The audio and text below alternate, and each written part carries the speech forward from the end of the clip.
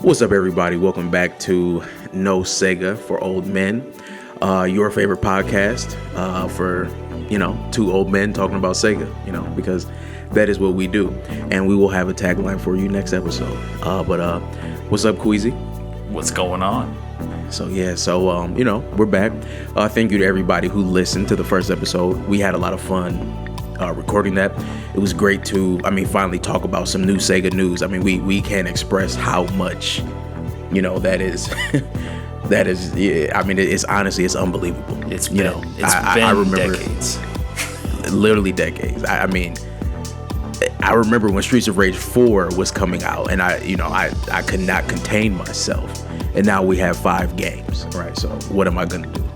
Well, there's been Sega games, but we're not talking about 2 Point Hospital and all of that stuff. Yeah. We're talking about, what's that other game? Masters of War, whatever the war game they had. World Total of Tanks War. Or whatever. We're not talking about. But nobody's talking about that. No, these are the OG Sega franchises that really matter. So, exactly, and they're coming from Sega. Yes. Sound like Shenmue 3. Yes. Right. Which sadly was completely bereft of Sega involvement. So, right. Sometimes it's for the better. But so today we are back. So, as you know, our primary focus in this podcast is to cover the 5 new games that are coming out from Sega, also known as Sega's New Era, or whatever you want to call it. So we have Crazy Taxi. We have Golden Axe, we have Shinobi, we have Streets of Rage, and we have Jet Grand Radio. Did I say Jet Grand Radio? We have Jet Grand Radio. That was it. So, unfortunately, there has not been a lot of new news since the last time we did the podcast. We've almost honestly been waiting for it.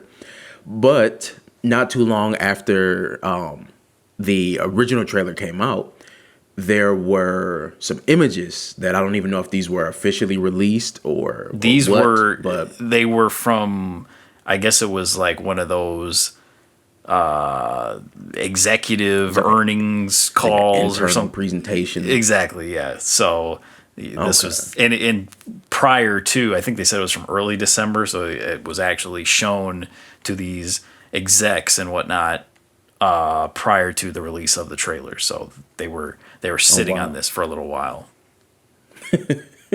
I just could imagine them being like, no, and no. But I guess they didn't. They were probably like, who, what, where? Exactly. Yeah, it was probably a bunch of, we got this brand new guy. He's 27. He knows everything. He was like, what is Golden Axe? So I'm sure that was quite the presentation. More than likely it was a bunch of old ass people who had not seen these things in years. So they're probably thinking like, am I really going to invest in this? Hopefully right, So they did. So we will not provide a link of these images. Find them. Get on the internet and find them. Mostly because to me it seems like every site that has them also has 17 viruses. So I do not want this podcast to be responsible for infecting your computer. So look them up.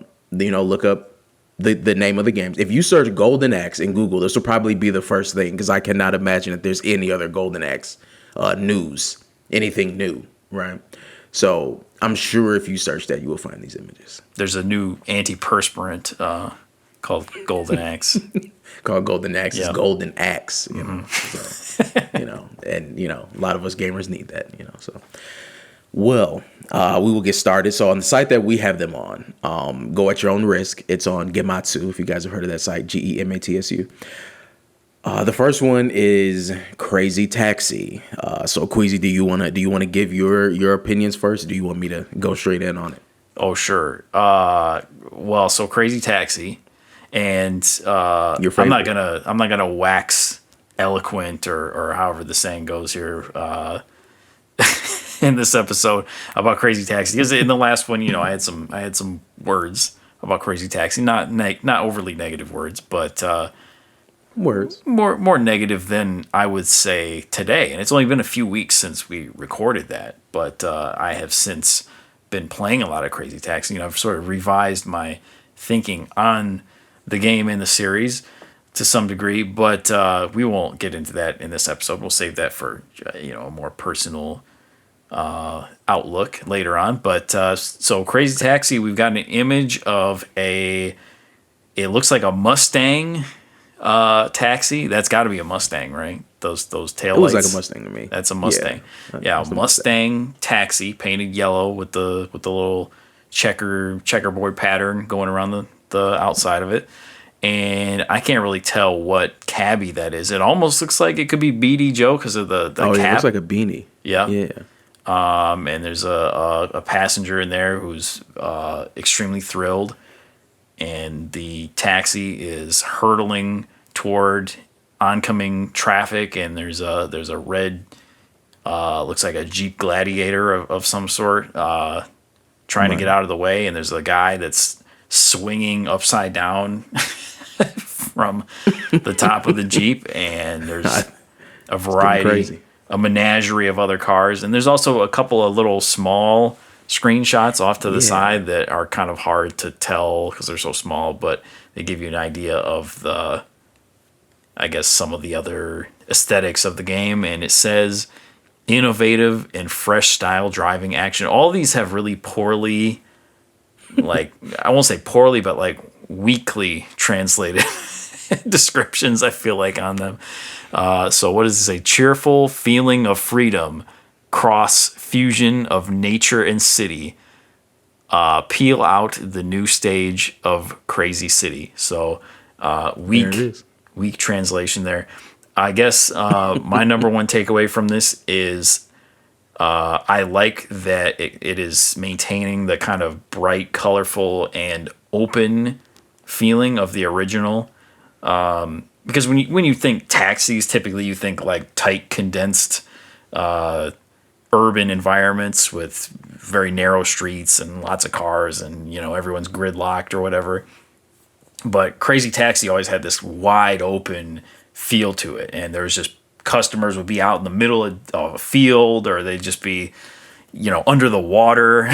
Famously in the original map, there's several customers that are underwater with snorkels on. So it just had a kind of a goofy, fun feeling to it, and it's wide open, it's bright and colorful, the sky is bright and sunny, and it just has a great feeling to it. So I'm glad that they look like they're keeping that aesthetic for this reboot. So that's my take on Crazy Taxi.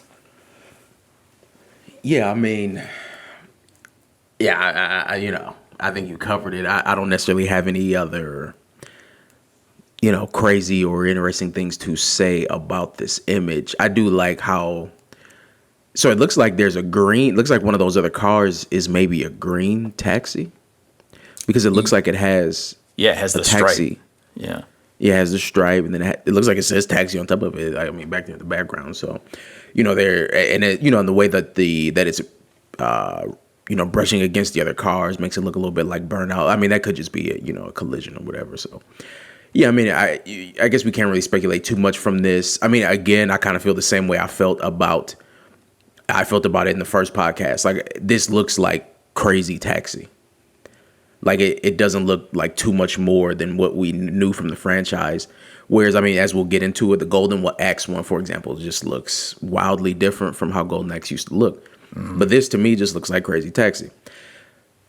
I was just randomly thinking about something, and it doesn't even really have to do with the image, but I was thinking about how in the first game, remember they had Tower Records, and they have KFC, Pizza Hut.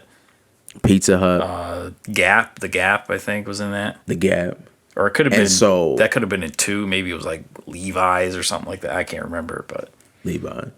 But yeah, I mean, there were a bunch of actual places. And I'm just imagining now that Crazy Taxi could be a cash cow for them. It could just be, these points on the map where every week there's a brand new licensed thing there. Right. And the cabbies have on gear from some store, right. Starbucks, Target, Starbucks. Oh, most definitely.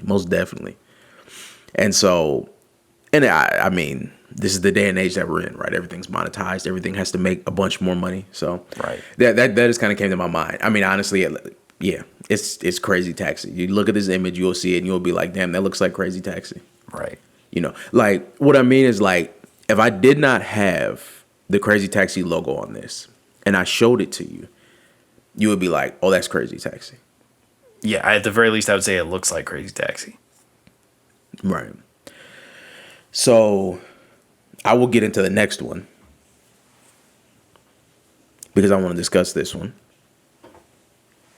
Golden Axe. Golden Axe.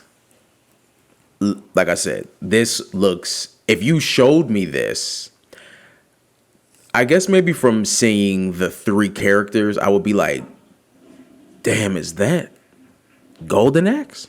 Because, we got the guy with the sword, whose name is Axe Battler, even though he doesn't have the axe. We got wildly differently looking Tyrus Flare. Oh, I wonder why. His Thunderhead. Right. Oh, brother. So, if you want to know why, go look at the original Tyrus Flare design, and you'll know why. Some things have to be changed up. We're in a. I mean, this is better. I'm not trying to. No, this is objectively better. Right, it is the truth. I mean, she just did not have clothes on. Basically. So yeah. They. I mean, come on, you need a warrior in the game. So no, that is actually true. That is actually very true. So on this one, what do we have? We have warriors arise to subdue the demons. Okay. Defeat your enemies with a variety of attacks with swords and magic. The legendary story about the battle axe, Golden Axe, is about to begin. So one thing I'm guessing about this is that, and I'm wondering about it for all the other games, but I'm just thinking if they are remakes, it looks like this one would definitely be focused on recreating the first, or at least the first and second games, because I don't see anything in here that looks like the characters from the third game. The art style is very different. So the original Golden Axe, it came out in that time in the late 80s, early 90s, where there were a lot of like these, kind of He-Man, Herculean, Rambo, very, muscular men, realistic men, Yeah. Romance novel cover. Exactly. Yeah. Everything looked like a varying degree of romance novel cover or sci-fi novel, right? That was how games looked back then. I mean, the artwork. So this is a lot more animated. This has a lot more, kind of character to it. It is a little bit of that somewhat generic Castle Crashers look that we discussed in the first podcast. Yes. I will say that. And that's why, like, if you showed it to me, I wouldn't know. Like, is this Golden Axe or is this a mobile game? Right. But it is Golden Axe. So that is why I was saying that I'm the most excited for this one, because this one, to me, is just far beyond the most different from anything that it actually comes from. So, yeah, I mean, and then, we have some enemies in the background. I'm gonna be honest, I don't think I've ever made it past like the second stage in any Golden Axe game. So I can't even sit up here and tell you that, right? Yeah, I don't even know what Death Adder looks like, but that might be him in the background on the left. On the right, we have some other Demon King. We got a bunch of enemies in the background. So again, what I hate about this is we can't really tell how the game truly is going to look or play. Well, you got that tiny screenshot on the side, so you can try to discern what that is. I mean, I guess if I had to say it looked like anything, it would maybe be like, a really good looking Gauntlet Legends. Yeah. I guess I would hope that it carries some of this personality, because it almost looks like a heavy metal album cover / kind of font. Yeah, kind of future retro a little bit or something. So I could only hope that it has a little bit of that sauce, With you saying that, I will say that with the way this image looks, I don't think it would go very well with kind of the original soundtrack. Mm-hmm. Or at least it would have to be done up in a way that almost does have a bit of rocking it or make it a lot more dynamic. It definitely cannot just be like standard, old Warrior music. Right. You want to do Jet Grind Radio, or do you want me to do it? I want to do Streets of Rage. So you want to can take okay. whichever one you want. Okay. Well, I guess this is as good as any here. So I hate this one. This Jet Set Radio one. This looks like trash. This looks like what the heck? So okay, I didn't mind in the trailer. I thought that looked decent, But what is going on with these characters? Like, is this so? First of all, okay, it says Jet Set Radio, so I guess it's called that now. Counterculture, Tokyo Street Open World. Experience the quote rebellion movement that feels free in a suffocating society. Make friends, increase your fans, and create a movement. So it sounds like Jet Set Radio for the TikTok generation, for the OnlyFans generation, if you will. OnlyFans. Oh boy. And so you've got. So is this supposed to be beat? Yeah, I mean that's definitely beat. What's wrong with his face? I mean, okay. What's wrong with his face? Like his face. It does have a slight bit more. He looks like a bee. Realism. You said like a bee? Yeah, he looks like a housefly, like an insect. I mean, he's always had those big ass glasses on, right? I guess. And then you got, it looks like Combo and Gum. And I mean, they're so far away you can't really see it, but I think Beat just looks horrible. And then I do like how the skates look like they're like sneakers. Right. Rather than just, rollerblades, but other than that, I mean, his face does look a little off. And so this was one area in the last podcast, when I was kind of going over it, listened to it a lot. So I do understand what you were saying about it looking more standard 3D as opposed to cel shaded. That is true. This almost comes off to me the way that some of the newer ArcSys fighting games are, where they like look like anime, but it's 3D. Mm-hmm. Like it's not quite cel shaded, but it looks animated, but it's also not quite 3D either. So that's kind of the look that this is giving me. I mean, I don't necessarily hate it. I mean, to me, I would say this falls right behind Crazy Taxi, very close second to just looking like the same thing to me. I do understand that Jet Grind Radio did look more animated and the art was a lot more, it had a lot more kind of sketchiness and, a lot more going on in the original stuff, where this does look it looks a little plain for a Jet Grind Radio promo. And I do want to clear something up. So also, even if it's a little bit, we got to drop some knowledge here. So, if I'm not mistaken, the original game, as it released in Japan, was called Jet Set Radio. Yes. On the Dreamcast. Yes. And then when it was brought to the United States, they changed the name to Jet Grind Radio. Because so for a lot you had to have grinding. In the year 2000. So for a lot of the US OGs, we know it as JGR, Jet Grind Radio. But then when they put the sequel on Xbox, for whatever reason, they just decided to leave it as Jet Set Radio, and they called it Jet Set Radio Future, even in the States. So what has been interesting to me is I've met a number of people, because, is for as popular as a Dreamcast was, 90% of that was NBA 2K, NFL 2K, and Sonic Adventure. There were just a lot less people who played other games on the Dreamcast who knew about other ones. So a lot of people didn't even experience the series until it came to the Xbox. So a lot of people just think Jet Set Radio Future is just this standalone game. Really? So I've met a number of people who have played Jet Set Radio Future and Jet Set Radio Future only. Wow. It's like the GameCube phenomenon with Sonic Adventure 2. Exactly. Yeah, it was don't even start on that. So that is why we use the names kind of interchangeably because we know the whole thing. But Jet Grind Radio, Jet Set Radio, either of those refers to the first game, and then Jet Set Radio Future is the second game. So the logo is most definitely inspired by that. That is the logo from the first game. That's just it. But the look of the game looks a little bit more like Future. And I mean, and that could just be because there's more stuff in the environments. Perhaps. But. Well, Shinobi.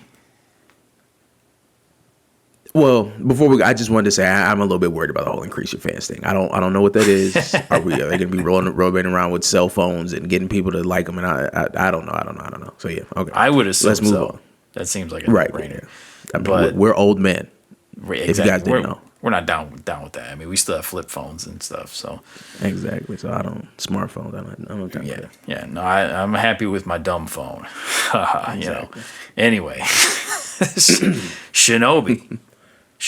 So in the previous episode, we went over why Mars Eternal thinks that this is Lizard Cube, and I am firmly a believer of that now because even on X, Lizard Cube is posting pictures of Shinobi with zipper mouth emojis and shush emojis and so like it's out there. So the cat's out of the bag. But anyway, Shinobi, slay the enemies in the silence of the moment. And man, that's really small. I should have got my readers on. I still have 2020s. Right. Run through the world of Shinobi full of monsters and what? What does that say? Ninja actions. Ninja actions. Okay. Grab the contrast is so bad I can't even read this. Grab something. The legendary the legendary sword and slay the evil something once more. Your this really is the old man podcast now. Your clan and the world are counting on you. Okay. Yeah. Whew, man. Forgot how to read there. I am the younger one. Yes, you are. So enjoy it while it lasts. Shinobi. Anyway, Shinobi. So it's got an image drawn by Lizard Cube very clearly in the art style, which will be familiar to anyone who's played Streets of Rage 4 or seen any of the materials in that. And you got Joe Musashi standing in the middle doing a little ninja pose, and you got a bunch of dudes and monsters and stuff behind him, and some smoke and stuff, and then there's a tiny little screenshot that looks like one of the early stages from Shinobi 3 kind of to me. So like the bamboo forest. Right, yeah. So that's Shinobi, and I mean I think this game's probably going to be a slam dunk. It's going to be... Initially, I thought maybe this was the furthest along in development. I'm starting to feel like maybe Crazy Taxi or Jet Set are at this point, but I think Shinobi's going to be... It's going to be like a cult classic type game, kind of the way Streets of Rage 4 was. Yeah, I mean, I'm definitely with you on that. I love this artwork. I think it looks really dope. This one looks, it looks very different again to the way old Shinobi artwork looked. But I think since we already had Streets of Rage 4, we kind of have, some sense of familiarity with this art style. And I mean, I was kind of expecting this because Shinobi's, Joe Musashi's face, the main character, did appear in Streets of Rage 4. We mentioned that before. So I was kind of expecting this or him to be a character in 4, something like that. So, I mean, I was ready for it. And this looks like everything. I love how, you have a lot of kind of traditional Japanese mythology demon inspired enemies, but you also have soldiers and, these big, evil, tech armies that are also enemies, just like back in the day. Because I feel like both of those, it was kind of common in games like this back then. Right. So there's always like a bio lab. Right. Yeah. You got to have a bio lab. You got to have a bamboo forest. You got to have like a facility, soldiers in it and stuff. So, right. All those classic stages. You'll probably be hoverboards and, all that. How we thought the future was going to look, So, yeah, I mean, this looks dope. I mean, the screenshot, you can't see much, but looks like Shinobi. Yeah, we're just not really worried about it at all. Yeah, exactly. Which is good. It's going to be a 9.5, 10 out of 10. Oh, brother.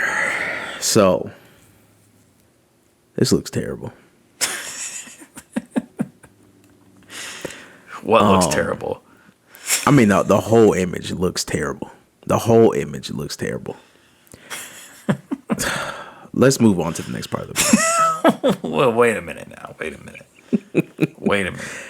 Okay, I'll read. You got to read the, or you want me to read it with my great eyes? Nah, I'll read it. Okay, I said I want you to Streets of Rage. I'll do it. Revolution. All right. Okay. Let me read this. Streets of Rage Revolution, beloved side-scrolling beat-em-up action series. Take control of one of the ex-officers and make the city a place where people no longer have to walk the streets of rage. So, we're not getting anything too new there from the story description. No, that's pretty much the same story. I mean, this artwork looks terrible. Like, Axel does not look cool. No. The way he's standing there with that weird... I mean, he should just have a t-shirt on. Like, I don't know what he has on. It looks like there's two different art styles. Like, the foreground looks almost like, the 90s novel covers. And then the background looks like a throwaway lizard cube drawing. And it looks like they just mixed them together. Yeah. I mean, are you getting the same thing? Like, it looks like two different art styles. And then, like, clip art of a moon or something. Yeah, like, it's just not it.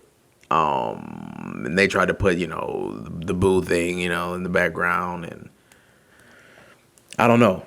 I am absolutely not impressed with this at all. Yeah, it's my only hope, I guess, is that this is very, very early in development. And so maybe they don't even really have the art style set yet. Well, hopefully they don't call it Revolution. I mean, we were one lizardcube.emu update away from having 4-player online Streets of Rage with randomized stages with a roguelike gameplay. And we just never got it. And this is what you're going to give us? I don't know. Yeah, the subtitle of Revolution makes it seem like a mobile game, too, because that's how those always are. You have, like, the main game that comes out on console that has a number, and then there'll be the knockoff mobile game that has Revolution. Like Tekken Revolution. Literally. You know what? If Lizard Cube was just going to give us a new update of Streets of Rage 4 with Skate, a couple more stages, and online, 4-player online, and then Streets of Rage Revolution is a mobile game, I'll be fine with that, and I'll just never play it. All right. Next part of the podcast. So, if you go and you watch the original trailer, at the end of the trailer, they list the 5 games that they showed that we just talked about at length here. And at the bottom, it says, and more. So basically what we are understanding from that is that Sega is also working on reviving some more franchises.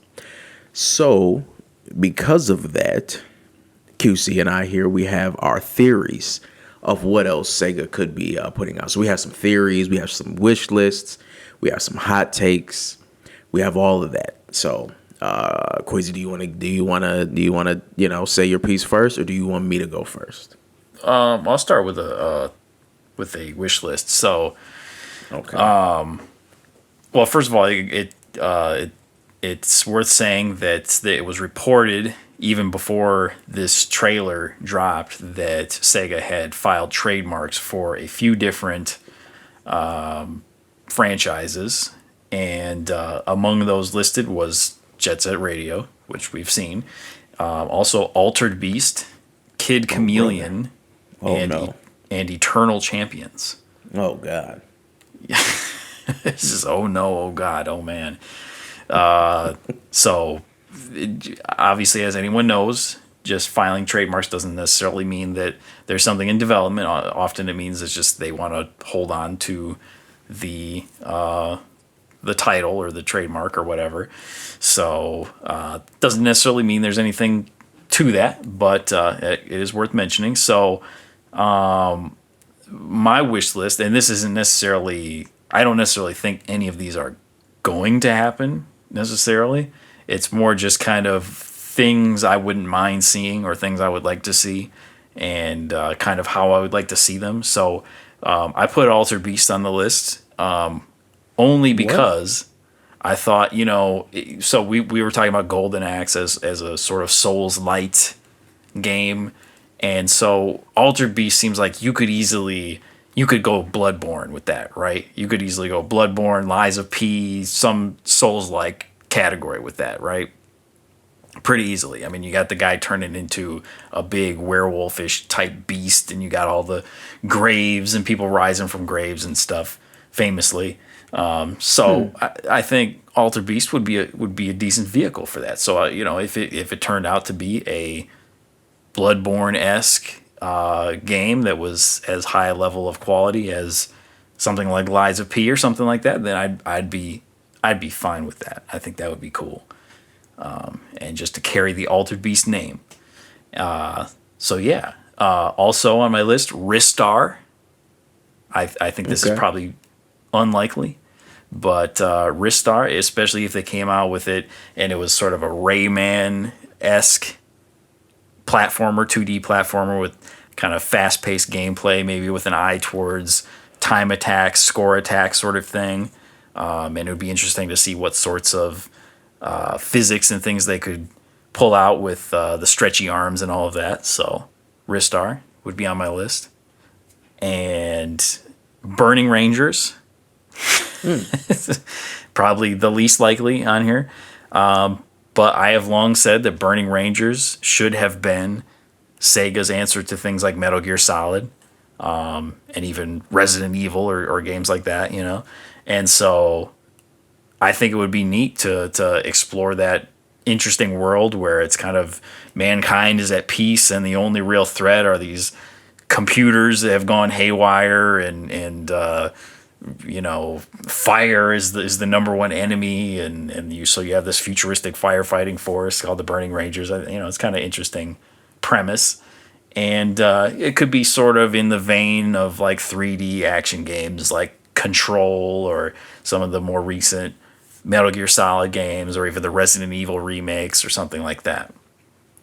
Real action focus, and maybe like a short campaign to where you could do speed runs and things like that, challenge runs, or different characters or something like that. So, Burning Rangers, and lastly, Echo the Dolphin, just because it's such a unique franchise, and I mean you're playing as a dolphin, and it gets into all this weird stuff with time travel and aliens submerged deep under the ocean and alternate dimensions and things like that. So I just always have thought that was really interesting, and it would be great to see even as a 2D reboot of the classics, or even as a better functioning 3D version, akin to Defender of the Future, which is it's the game that I remember most whenever I think of Echo, and it's the one I've spent the most time with, but it's also just a pain in the ass to play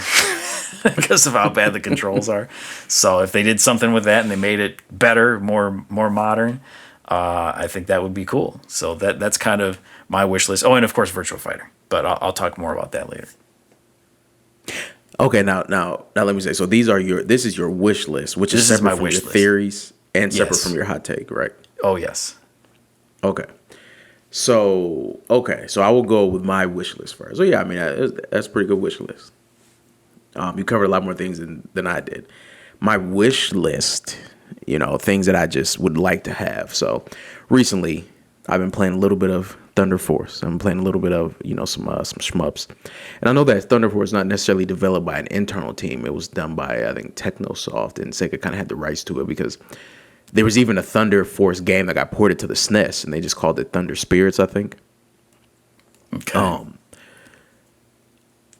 But, Thunder Force 4 is part of Sega Ages, so is Thunder Force AC. So, I mean, it is basically a Sega franchise. So, and Yuzo Koshiro is actually working on a shmup right now called Eartheon, I believe.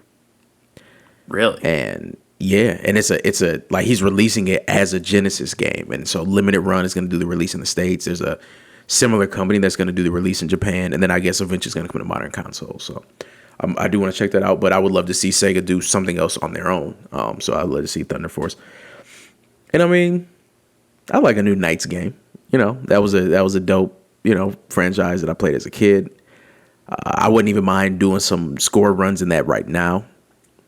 And I mean, Knights just has such a, I don't know, it just always has such a cool kind of tone to it and dope music. I mean, it's definitely a little more on the kiddier end, which I think it kind of doesn't fit the rest of the tone of these other games. But I wouldn't mind seeing another Knights game. And another reason I think it could happen is because they did it before, on the Wii. Yes, the one everyone forgets on the Wii. So, I feel like Sega, I feel like that franchise has a little bit of traction, so they might do something. So that is my wish list. And then, okay, I'll let Queasy go with his theories, and then I'll come with my theories. Okay. Well, I only really have one theory here.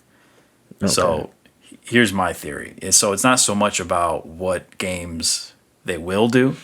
It's about what game they will never do. No. And that's Virtua Fighter.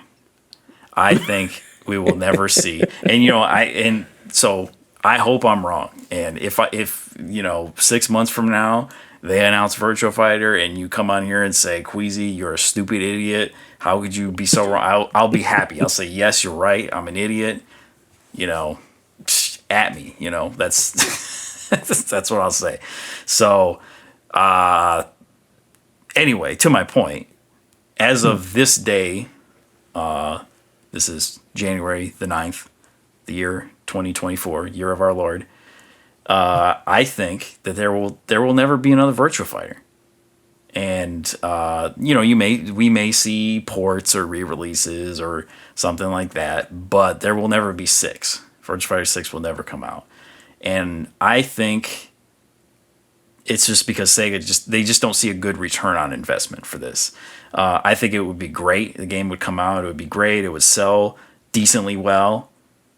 But if you look at the current fighting game landscape, if you look out there and you look at, so how many different crowds are there? There's the competitive crowd, there's the casual crowd, and there's sort of the in-between crowd, semi-pro, semi-casual, which is probably what we would be, Street Fighter is number one when it comes to competitive play. I think that goes without saying.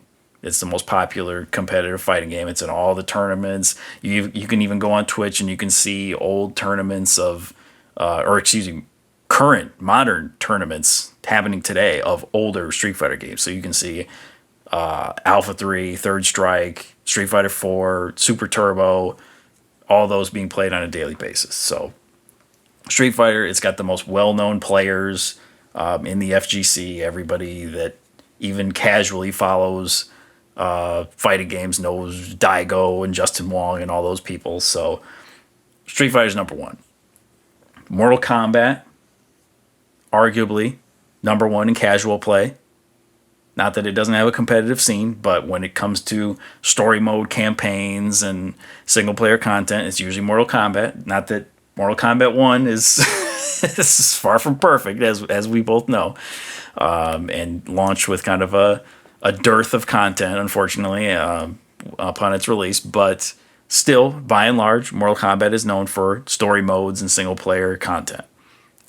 which captures the casual audience, and the sales numbers always show that. Mortal Kombat always does the best. Smash, arguably, 1B. It's the number one party game. Everyone loves playing Smash, and it has a decent competitive scene as well. And then you go down the list and you start to see things like Fighter Z, which sells very well. It's very popular, but it's riding on the coattails of an extremely popular anime from decades and decades ago. And then from then on, you get into these little niche titles of, Under Night, In Birth, and all that stuff. So I don't even need to name the whole list. And then you get Tekken. Tekken is the number one 3D fighter, which is Virtua Fighter is a 3D game, obviously. But even Tekken didn't really become popular on the competitive scene until Tekken 7. Nobody was playing Tekken 6 in tournaments. Nobody was playing Tag 2 in tournaments. And even Tekken 7 didn't really get popular until 2017, 2018. So I just don't see a route for Virtua Fighter to get in there. Because, if Virtua Fighter 6 comes out and you're over here, because all the people that used to play Virtua Fighter, they're all playing other games now. They're not... if you're out here and you're a former Virtua Fighter player and you're all excited because Virtua Fighter 6 came out, are you going to go to a tournament and enter Virtua Fighter 6 when you could be practicing Tekken 8 or Street Fighter, where there's actual infrastructure and there's actual money on at stake and people to actually play and whatnot? Like, that's not going to be there for Virtua Fighter. There's not going to be the support. There's not going to be the infrastructure for it. And let's face it, Virtua Fighter has not been known for single player content.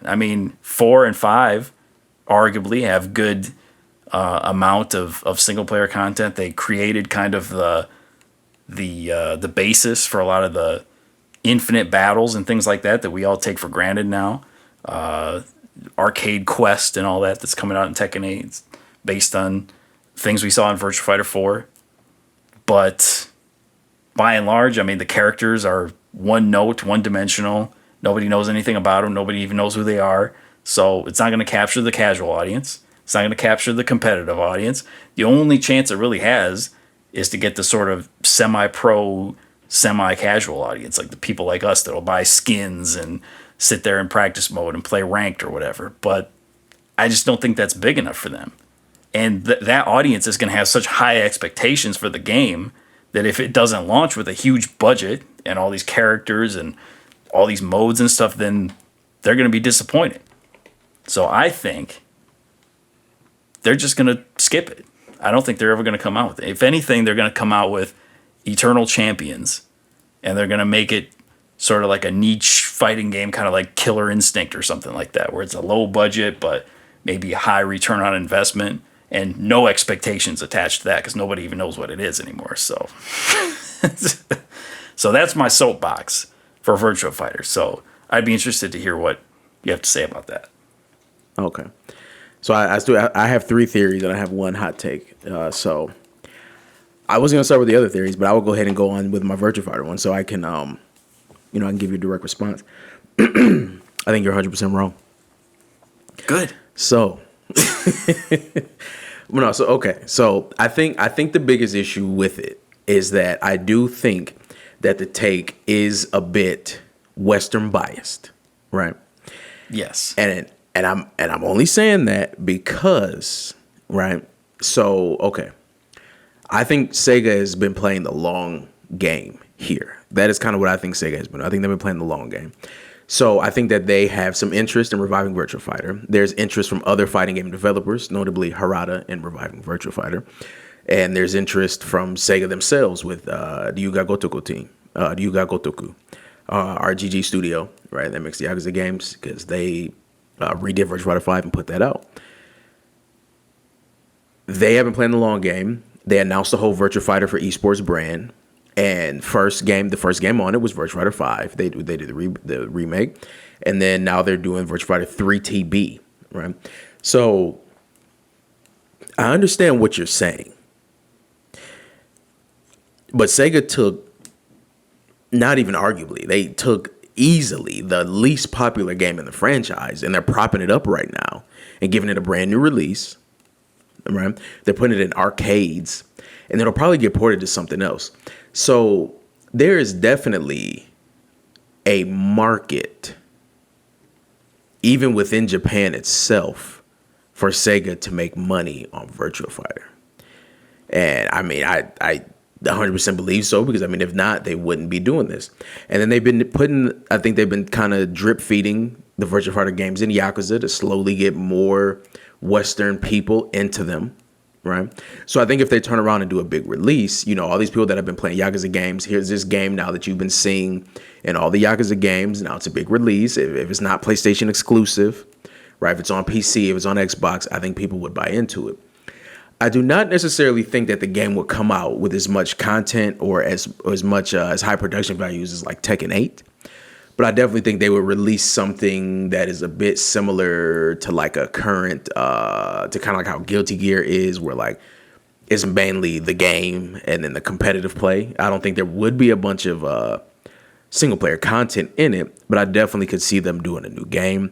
And I definitely could see them also using the opportunity of a Virtua Fighter game to even turn around and put Yakuza characters or characters from other franchises in it to further popularize even the other games. So I definitely see them doing the next Virtua Fighter. In fact, that's like I feel like that's like my strongest theory. I feel like that is the strongest one. I feel like that is for sure coming soon. Virtua Fighter 6. The Virtua Fighter 6 is coming. So on June 9th, the year 2024, the day of our Lord, Marz Eternal is saying the Virtua Fighter 6 is coming. Okay. I hope we'll hear so. something about that. Now, with that being said, a couple of other things. So the next one that I think could happen is a single player Phantasy Star. And again, this is not going to look like Final Fantasy VII Remake. It's not going to look like Final Fantasy 16. It's not even going to look like Star Ocean. It's going to look like Octopath. Okay, that'd be sweet though. PSO is, it's been there. It's kind of been, kind of doing its thing a little bit in the background. Phantasy Star Online. And that is a franchise that I think Sega has some interest in, doing things with overall. Well, not so much even the franchise, but the genre, because they've never really stopped making Shining games. The style of them is just so changed up. And these kind of 2D, 2.5D RPGs, like I said Star Ocean, but I was referring to one of the new 3D ones. But, the new Star Ocean, I think 2 remake that was just put out. Like I said, Octopath. You have a number of these, 2.5D RPGs, these RPGs with these beautiful sprites. And I could see them doing a Phantasy Star one like that. And then my other theory is Burning Rangers. Ooh. Okay. So, and I'm mostly just saying that because I think Burning Rangers could do well in the modern landscape. I think the way you talked about it, where they're kind of having that Resident Evil 3 style third person look, I think it could work. And I just think it's straight up anime. It is straight up anime. That's probably the most, line for line anime franchise that Sega has under their belt. So I could definitely see them putting that out. And that just getting a, decent amount of interest just because of the aesthetic of it. What they'll do with it, I don't know. But I can see them bringing that back. So, what is your hot take? My hot take. So I don't think you're ready for this. I'm ready for it. Okay. So my hot take is that one of these games. See, we're over here. We're sitting around trying to come up with age-old franchises that have been forgotten and lost to time, and Panzer Dragoon. Is it going to be that? Is it going to be House of the Dead? Or what? We're trying to just claw the bottom of the barrel. Well, guess what? Oh Lord, it's going to be Monkey Ball. The game it's going to be. This is my hot take of the podcast. The game it's going to be is not from one of those series. It's from the one that's been right in front of our noses this whole time. And it's going to be Sonic Adventure 3. Because they're getting ready for the third movie, and they've already teased Shadow the Hedgehog. As much as I dislike Shadow the Hedgehog, he is beloved by many for some reason. And of course, he featured very prominently in Sonic Adventure 2. And it's high time now. I mean, we're coming up on 20 years since Sonic Adventure 2. And I mean, at 20 plus years, actually. I mean, that was 2001. I'm kind of thinking of Sonic Adventure 2 Battle, the way that's the way all the GameCube boys do, which I think was, what was that, like 03 or something like that? Or maybe it was 02. I don't know. Either way, we're over 20 years since Sonic Adventure 2. They got a movie coming out. I mean, it's high time for it, right? Sonic Adventure 3. You really want to blow the doors off and get some interest in Sega and what they're doing over here? Sonic Adventure 3. Okay. And it kind of is like, it fits the bill of like an old thing that you're bringing back because it's such an old title, you know. So I think that it kind of still fits in with the theme of these old franchises coming back. No, I mean, most definitely. And I do think it would be cool if they did something else, you know, from the Dreamcast era. And I mean, what better game than Sonic Adventure? Certainly not Space Channel 5. Or Seaman. Right, yeah. I mean, not that is such a terrible franchise or anything. But so, yeah, no, yeah, I actually like that. And I do know that Sonic Adventure, you know, that part of the franchise is almost kind of like its own thing. And there's so many fans of it, especially with it being on the GameCube. And that was a lot of people's introduction to Sonic. And I mean, you know, to be quite honest, as much as I can say bad things about those games, I mean, they're both overall, they're both good. Overall. They have some rough parts, but overall, yes. Sonic Adventure. So, all right. Are you ready for my hot take? I think so. Okay. We're going to get a new Shenmue game. No. Oh, baby.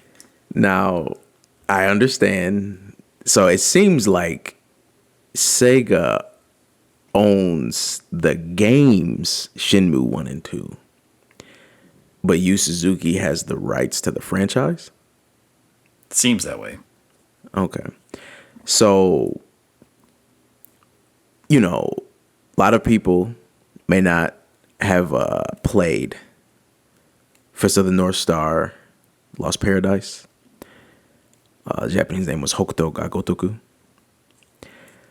There's that game. There's Ryuga Gotoku Kenzan, which still has not been ported here. Ryuga Gotoku Ishin, which has recently been ported here. The more kind of, you know, set in the past, Samurai Yakuza games. And then there's also been the two Judgment games. So RGG has showed great interest in using their Yakuza system to do different things. I mean, you could even count Yakuza 0 in that. You could even count the last two mainline Yakuza games since they're turn-based games, right? They have done so many different things with that kind of base Yakuza engine, right? And what better franchise to bring into that system than a Shenmue game?